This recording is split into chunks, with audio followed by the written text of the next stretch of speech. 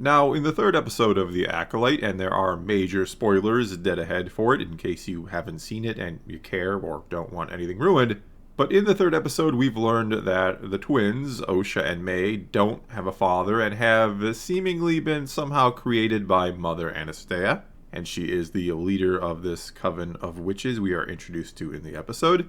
And we don't know exactly how she has done this, but it seems to be implied that she has somehow done something unnatural and manipulated the Force, or the midichlorians, in order to create life. Though perhaps there may yet be another explanation for it, who knows.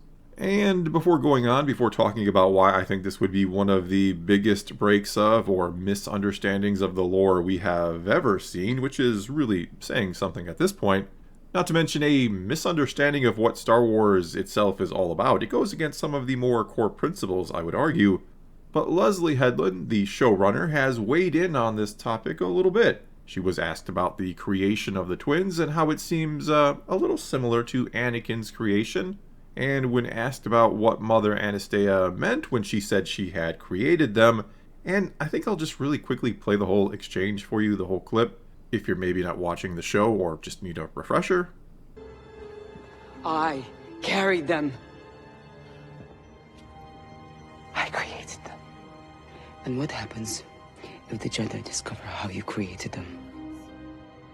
Anyway, here, Leslie Headland was asked about all this, asked about what Mother Anastasia meant when she said she created them, and this is what Headland had to say in response. If you keep watching the show, we do talk about that and explore that. I would say there isn't one answer to it. Some characters believe certain things, and other characters believe other things in terms of what she means by that. So you're going to have to watch and decide which side of the argument you are on. In other words, don't expect a definitive answer. Don't expect us to know with 100% certainty how the twins came into being, which is just a brilliant idea on her part, to be vague with something or leave something open to interpretation that relates to the central figure in the franchise, that relates to Anakin Skywalker and the circumstances of his birth, which are also very mysterious and not entirely known to us. I mean, it's not like Star Wars fans are known for ceaselessly debating things and even getting a bit ugly at times when they do debate things. Again, this was a really good idea. In fact, I've already seen plenty of fans rather upset about all this, to put it very, very mildly. They say this takes away from Anakin's story, that some random witch, essentially being able to create life, diminishes the meaning of the Chosen One. It undermines his story. It undermines the story of, again, the central figure of the franchise. Though I have also seen those on the other side of this saying, what's the big deal if Mother Anastasia created life? That sounds like a cool thing witches would be able to do, right? What's the big deal if they can just manipulate the Force or the midichlorians to make a new life? And this whole debate kind of reminds me of a quote you may have seen online at some point in the recent past, one that is attributed to J.R.R. Tolkien, though he never actually said it. It was actually what someone had said about him or about his work, how they described it, or what one of the themes of it certainly seems to be. And that quote is, "Evil is not able to create anything new. It can only distort and destroy what has been invented or made by the forces of good." And though, again, Tolkien never said that or wrote that, there is a passage in Return of the King similar to this where Frodo says to Sam about the orcs, "No, they eat and drink, Sam. The shadow that bred them can only mock. It cannot make. Not real new things of its own. I don't think it gave life to the orcs. It only ruined them and twisted them. And if they are to live at all, they have to live like other living creatures." In other words, like this passage and the misattributed quote said, no, evil cannot create, nor does it obviously bring about anything good or worthwhile. That is part of what makes it evil, right? That it only seeks to take and destroy what others have done, not give and or create. It is simply a corruption or a perversion of good. And so though I think sure we can have a debate about whether or not a witch like Mother Anastasia creating the twins undermines the story of Anakin Skywalker in some way, shape, or form. But personally, that's not even close to my biggest issue with this possibility, this unconfirmed possibility, mind you.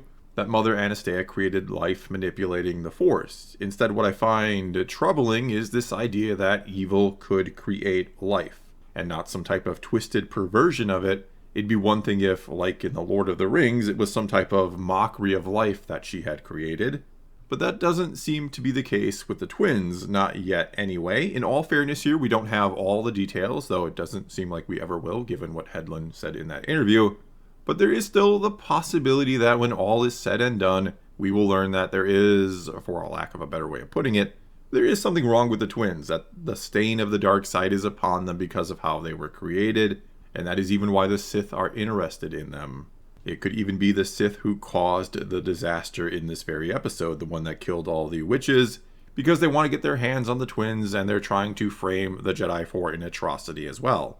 They're trying to defeat the Jedi without a weapon or something along those lines.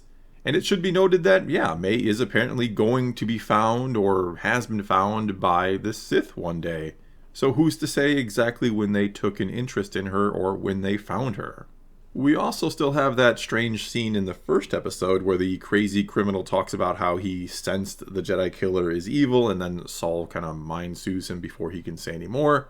He says that he sensed her darkness, and I'll just play that clip really quick for you too. The Jedi killer is evil. I sensed her darkness. Beware. Quiet your mind. And as far as we know, he was talking about what he sensed when Osha took the starfish thing off his face so that he would be able to escape the crashing prison transport ship. And he immediately had this really negative reaction to her and just booked it and ran away from her.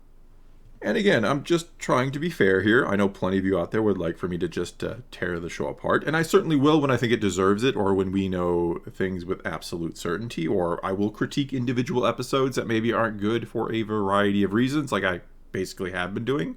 But we don't know how the story is going to play out, though yes, it should be interesting along the way so that we want to know how it plays out. But we don't know how this all will play out. We don't know how much or little this will mess with the canon in the end or when all things are said and done. Though we can certainly guess and fear the trajectory or end result of the show, which is what I'm basically doing here. And so anyway, no, I do not think evil should be able to create life in something like Star Wars. I think that undermines one of the ideas of Star Wars, that being that evil is selfish and would never create anything good. I do not think that a witch who, no matter what she or they want to call it, they can call it the thread and view the Force however they want, but it is still the Force.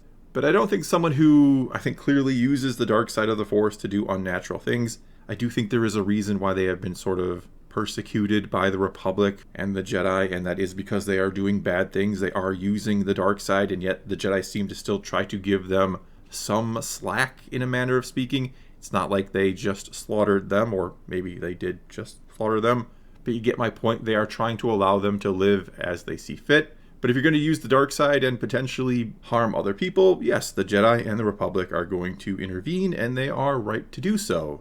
And so anyway, no, I do not think someone should be able to essentially use the dark side of the Force to bring about life that isn't a perversion of life. I think that is a fundamental misunderstanding of Star Wars, or just a fundamental misunderstanding of the nature of evil itself. And I know there are going to be some who want to counter that. Some may want to bring up the clone troopers, for example, but they were not created using the Force. That is something else entirely. They were brought about another way. They were brought about scientifically, you could say. Now, I'm not saying we couldn't have a very interesting discussion about that either, about the ethics of creating life just to use them as soldiers, but it is not using the Force in an unnatural way. It is not using the dark side to create life. Others yet may want to counter by saying that, well, the act was done out of love. She created the twins out of love for her people. She does want the twins to be their future, the future of the Coven. And they were birthed or created within a woman she loves, so there's good intent there, or well-meaning behind her actions. Again, this is all being done out of love, so maybe that's why they are not a sort of perversion of life, even if something unnatural was done with the Force to bring it about. However, as they say, the road to hell is paved with good intentions, and to keep it in Star Wars even, but Anakin once did something in the name of love, and it condemned the entire galaxy to the rule of the Sith for 25 years. He saved Palpatine because he loved Padme. In other words, intent doesn't excuse the actions or make something good. If I said I was going to end world hunger by killing everyone who's hungry in the world, you wouldn't consider the action justified by the intent. Something or someone else you may certainly want to bring up in this discussion is none other than Darth Plagueis the Wise. I have even heard some suggest the reason why the Sith are interested in the twins is because they know how they were created, or maybe I should say they want to know how they were created using the Force, and they of course want to be able to do that themselves. And we even hear in Revenge of the Sith that, according to Palpatine, Darth Plagueis the Wise was able to create life, which seems to go against my entire argument here. That if he could do it, and I think we can safely assume that yes, Plagueis, being a Sith and all, was a very evil individual. So if he was evil and could create life, then why can't Mother Anastasia create life while being evil or using the Force in an unnatural way? And though we can debate just what Palpatine meant in that scene in Revenge of the Sith, or how honest he was being, keeping in mind Palpatine lied to Anakin about being able to save Padme, that he said he could do it, and then later he said it was an ability only one had achieved, but I'm sure together we can figure this out. It could also be that he was withholding some information about what type of life Plagueis had created. It could be that he was creating some perversions of life that technically were alive, but were really the kind of life you'd want to be. Anyway, we could debate all of that, or we could simply turn to the Plagueis novel, which no, technically is not canon.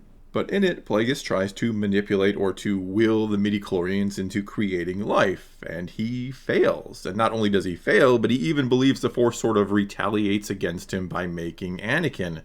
It retaliates by bringing about the prophesized Chosen One who will destroy the Sith, which is just oh so fitting, I think, that the Sith trying to create life, trying to play God essentially, and to unlock the secrets of immortality, that is what ultimately destroys them and ends them forever, or for a really long time. That is some straight up rhyming poetry that I gotta imagine George Lucas himself would be very proud of. And to be honest here, I really think this show is trying to push boundaries for the sake of pushing boundaries. It's trying to do things that people will talk about, and here I am talking about them, in order to hopefully gain viewers. I mean, we've even seen a Jedi take their own life in the show, which was something else I took issue with, and mainly just out of principle. I just don't think we should ever see a Jedi doing that, regardless of whether or not you think one ever would. It's something that feels wrong to show in Star Wars, especially out of a Jedi. Or so I feel anyway. You do not have to agree with me. I also think it's wrong to imply or to hint at evil being able to manipulate the Force in an unnatural way to bring about life. I think that completely misunderstands what the dark side is all about, which is, again, it's about selfishness. It's about being so consumed with the self and what you want that you could never create something good. You could never create life when the only life you care about is your own. And if you are successful in some way, which perhaps Plagueis was, it depends on if you want to go by the book or you want to go based on what Palpatine said. But if you are successful, it should be some type of twisted perversion of life, which, who knows, maybe that's what this will all turn out to be. Maybe the twins are a perversion of life. Maybe the Force was striking back at the witches, and that is what actually happened. The Force struck back at the witches for creating the twins. That is what killed them. But something tells me that's not going to be the case. Something tells me that, like I said, this is just a desire to do shocking things in Star Wars to garner an audience for an otherwise pretty lackluster story thus far. I don't know, part of me hopes that I'm wrong. Part of me would love to see the Acolyte turn out to, in the long run, be good.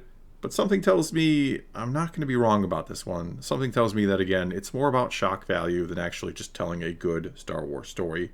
Or using Star Wars to make points about whatever you want to make a point about. I think that could certainly be a potential here as well. Alright, that's going to be all I got for you this time. Now it is your turn to take to the comments below and tell me what you think about all this. Do you have an issue with Mother Anastasia potentially creating life or not? Maybe you're cool with it, I don't know. And how do you think she did it? What are your theories on how she was created or how the twins were created? Whatever you think about any of it, leave a comment below and let's talk some Star Wars. And until next time, thanks for watching.